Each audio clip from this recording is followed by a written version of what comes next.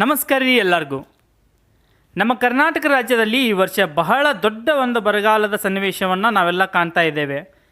ಈ ಬರಗಾಲದಿಂದ ನಮ್ಮ ರೈತ ಬಾಂಧವರಿಗೆ ಬಹಳನೇ ತೊಂದರೆಯನ್ನು ಅನುಭವಿಸುವಂತಾಗಿದೆ. ಸೊ ಅದನ್ನು ಅರಿತ ನಮ್ಮ ಕರ್ನಾಟಕ ಸರ್ಕಾರ ಈಗ ನಮ್ಮ ಎಲ್ಲ ರೈತ ಬಾಂಧವರಿಗೆ ಒಂದು ದೊಡ್ಡ ಸಿಹಿ ಸುದ್ದಿಯನ್ನು ಹೊರಡಿಸೈತ್ರಿ. ಅದು ಏನಪ್ಪ ಅಂದ್ರೆ ರೈತರ ಬರ ಪರಿಹಾರ.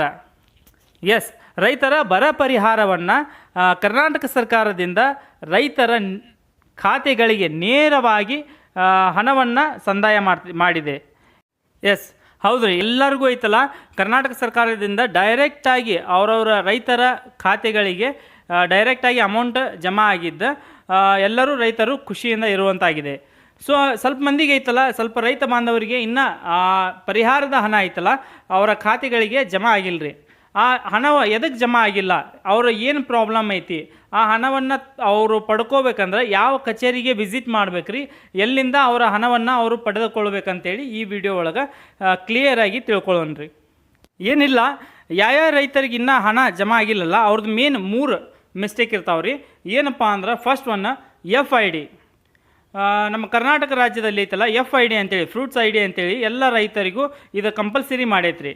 ಇದೈತಲ್ಲ ನಿಮ್ದು ಎಲ್ಲ ರೈತರದ್ದು FID ಇರೋದು ಕಂಪಲ್ಸರಿ ರೀ. ಇದು ಯಾರ್ದೆಲ್ಲ FID ಇಲ್ಲಲ್ಲ ಅವ್ರು ನಿಯರೆಸ್ಟ್ ಕೃಷಿ ಆಫೀಸಿಗೆ ಹೋಗಿ, ಅಗ್ರಿಕಲ್ಚರ್ ಆಫೀಸಿಗೆ ಹೋಗಿ FID ಮಾಡಿಸ್ಕೋಬೇಕ್ರಿ. ನಿಮ್ಮ ಹೊಲದ ಮೇಲೆ ನಿಮ್ಮ ಹೊಲದ ಉತ್ತಾರ, ಪಹಣಿ ಮತ್ತು ನಿಮ್ಮ ಆಧಾರ್ ಕಾರ್ಡನ್ನು ತೆಗೆದುಕೊಂಡು ಹೋಗಿ ಅಲ್ಲಿ FIDನ ಕ್ರಿಯೇಟ್ ಮಾಡಿಸ್ಕೋಬೇಕ್ರಿ. ಇಲ್ಲ ಸರ್ ನಮ್ಮದು FID ಇದೆ ಅಂದರೂ ನಮಗೆ ಜಮಾ ಆಗಿಲ್ಲ ಅನ್ನೋರು ನಿಮ್ಮ ಆಧಾರ್ ಕಾರ್ಡನ್ನು ನಿಮ್ಮ ಪಹಣಿ ಅಂದರೆ ಉತ್ತಾರ, ನಿಮ್ಮ ಆಧಾರ್ ಕಾರ್ಡ್ ಮತ್ತು ಪಹಣಿನ 2 ಲಿಂಕ್ ಮಾಡಿಸ್ಬೇಕ್ರಿ.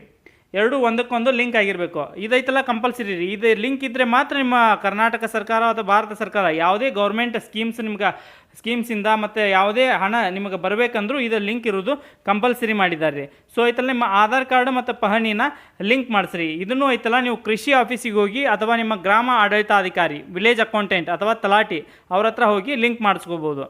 ನೆಕ್ಸ್ಟ್ ಏನಪ್ಪ ಅಂದರೆ ಇದು ನಿಮ್ಮ FIDನೂ ಇದೆ, ಪಹಣಿ ಮತ್ತು ಆಧಾರ್ ಕಾರ್ಡು ಲಿಂಕ್ ಇದೆ, ಇದ್ರೂ ಜಮಾ ಆಗಿಲ್ಲ ಅನ್ನೋರು ನಿಮ್ಮ ಬ್ಯಾಂಕ್ ಅಕೌಂಟ್ ಎಲ್ಲಿದೆಯಲ್ಲ ಆ ಬ್ಯಾಂಕಿಗೆ ವಿಸಿಟ್ ಮಾಡಿ ನಿಮ್ಮ ಆಧಾರ್ ಕಾರ್ಡ್ ಮತ್ತು ಬ್ಯಾಂಕಿನ ಅಕೌಂಟ್ನ NPCI ಲಿಂಕ್ ಮಾಡಿ ಅಂತೇಳಿ ಹೇಳ್ರಿ.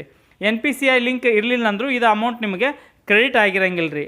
ಇದೈತಲ್ಲ ನಿಮ್ಮ ಬ್ಯಾಂಕಿಗೆ ನಿಮ್ಮ ಅಕೌಂಟ್ ಎಲ್ಲಿರುತ್ತಲ್ಲ ಆ ಬ್ಯಾಂಕಿಗೆ ವಿಸಿಟ್ ಮಾಡಿ ನಿಮ್ಮ ಬ್ಯಾಂಕಿನ ವ್ಯವಸ್ಥಾಪಕರ ಹತ್ರ ಕೇಳಿ ಇದನ್ನು NPCI ಲಿಂಕ್ನ ಮಾಡಿಸ್ಬೇಕಾಗತ್ತೆ ರೀ.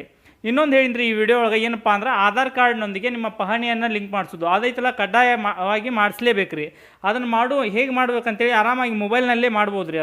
ಅದು ಹೆಂಗೆ ಮಾಡ್ಬೇಕಂತೇಳಿ ನಮ್ಮ ಒಂದು ಯೂಟ್ಯೂಬ್ ಚಾನಲ್ನಾಗ ನಾವು ಆಲ್ರೆಡಿ ಒಂದು ವಿಡಿಯೋನ ಹಾಕಿದ್ದೀವಿ. ಅದನ್ನು ನೋಡಿ ನೀವು ಆರಾಮಾಗಿ ನಿಮ್ಮ ಮೊಬೈಲ್ನಲ್ಲೇ ನಿಮ್ಮ ಆಧಾರ್ ಕಾರ್ಡ್ ಮತ್ತು ಪಹಣಿನ ಲಿಂಕ್ ಮಾಡಿಸ್ಬೋದು ರೀ. ಇವು 3 ರೀ.